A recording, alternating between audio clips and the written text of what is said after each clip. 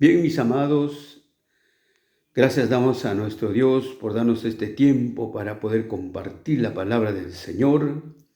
Y vamos a leer la palabra de Dios en un hecho muy hermoso, en un acontecimiento del Espíritu Santo. Esto está en Hechos capítulo 3, del verso 1 al 10. Dice la palabra del Señor: Pedro y Juan subían juntos al templo a la hora novena, la de la oración, y era traído un hombre cojo de nacimiento, a quien ponían cada día a la puerta del templo, que se llama La Hermosa, para que pidiese limosna de los que entraban en el templo.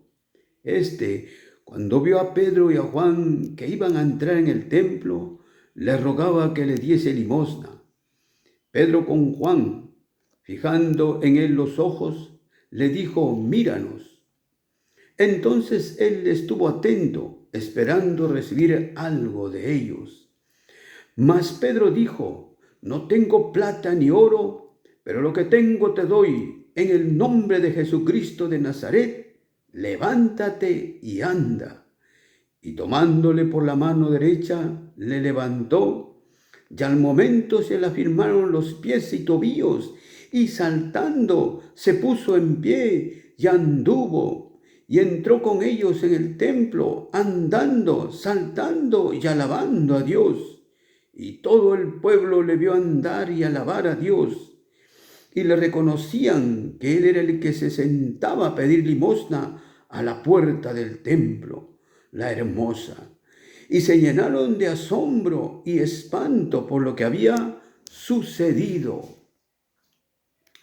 Mis amados, Pedro y Juan eran hombres de oración, hombres que estaban en contacto siempre con el Señor, con Dios, hombres que obedecían a la palabra de Dios, pues la palabra de Dios nos dice que debemos orar, que debemos estar en comunión con Dios constantemente. Y estos eran hombres que oraban. No lo dice las Escrituras cuántas veces oraban, pero ellos dicen que iban todos los días a la hora de la oración. Era más o menos en las tardes que ellos oraban, así como nosotros estamos orando ahora en las mañanas. Y sabemos que cuando el hombre de Dios se pone en oración, está en comunión con Dios, Dios lo utiliza. Dios le hace sensible a las necesidades de los demás. Y cuando el hombre está en contacto con Dios, ese hombre, en el nombre de Jesucristo, realiza cosas sobrenaturales, cosas guiadas por el Espíritu Santo que son sobrenaturales, que no son naturales, sino son sobrenaturales. Y aquí vemos a dos instrumentos de Dios. Pedro y Juan dice que entraban al templo y vieron a este cojo que estaba en necesidad, que él deseaba que un dinero caigase en sus manos, pero él le dijo: míranos. Y esa mirada fue sobre los ojos también del cojo. El cojo también en ese momento puso su mirada en Pedro y en Juan. Y Pedro le dijo: no tengo oro ni plata, pero en el nombre del Señor Jesucristo, levántate y anda, le dijo. Y en ese instante Pedro puso sus manos sobre el cojo y lo levantó. Vemos ahí la acción de Dios, el poder del nombre del Señor Jesucristo, levantando a este hombre y sanando sus pies que no podía caminar, sus pies que estaban allí tullidos, sus pies que estaban cojos, fueron en ese momento sanados por el poder del nombre del Señor Jesucristo. Fue una acción del Espíritu Santo, fue una acción no por voluntad del hombre, sino por voluntad del Espíritu Santo. Él pone en el corazón, Él pone en el espíritu del hombre para que Él realice esa obra, para que Él pueda canalizar la bendición de Dios para el necesitado. Este hombre estaba en necesidad y fue sanado en ese instante, y grande fue lo que sucedió porque este hombre se levantó por la ayuda también. La mano, dice, de Pedro. Pedro en ese momento tuvo fe y lo levantó también. Ahí vemos la acción de Dios y del hombre juntamente. Dios utilizando a sus hijos, utilizando a Pedro y a Juan. Vemos que el Señor quiere trabajar de esa manera con todos nosotros, mis amados. El Señor quiere trabajar de esa manera con todos sus hijos. Que nosotros seamos instrumentos, que nosotros seamos portadores del poder, de la gloria de Dios. Pero es necesario que nosotros nos llenemos de la presencia de Dios, que nos llenemos de la gloria del Señor, porque solo así vamos a poder ser de bendición, solo así vamos a poder ser de ayuda a los demás, al necesitado, al que está sufriendo, al que está padeciendo, al que está en estos momentos con tristeza, no sabe qué hacer, está desconsolado, está triste, ha perdido de repente a un familiar, pero ahí está la iglesia para suplir esa necesidad. Pero ahí están los hijos de Dios, que somos cada uno de nosotros. Tú, mi hermano, eres un hijo de Dios y tienes que ser utilizado como Pedro y Juan. Pero para que tú seas utilizado, tienes que estar en contacto, en comunión con Dios, en comunión con el Señor, para ser utilizado de una manera sobrenatural. Este hombre, ¿cuántas veces ha estado allí en la puerta del templo? Allí, y la gente le daba de sus limosnas. ¿Cuánta gente lo había visto? Pero las ayudas eran las monedas que sobraban y que le daban a este hombre. Esa era la manera en que ellos le podían ayudar. Pero había una necesidad en su interior, había un deseo de caminar, un deseo de valerse por sí mismo. Había en su interior un clamor a Dios, un clamor en su interior. Y ese clamor también fue oído por el Señor. Dios siempre está atento a las necesidades de las personas.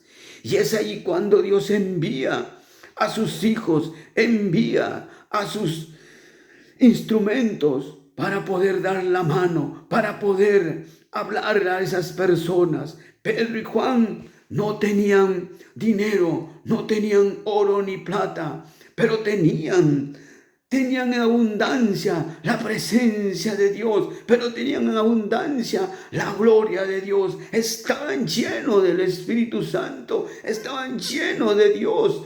Sus copas rebosaban, se derramaban, y es ahí cuando la gloria de Dios se derramó sobre este hombre lisiado y fue sanado por el poder de Dios.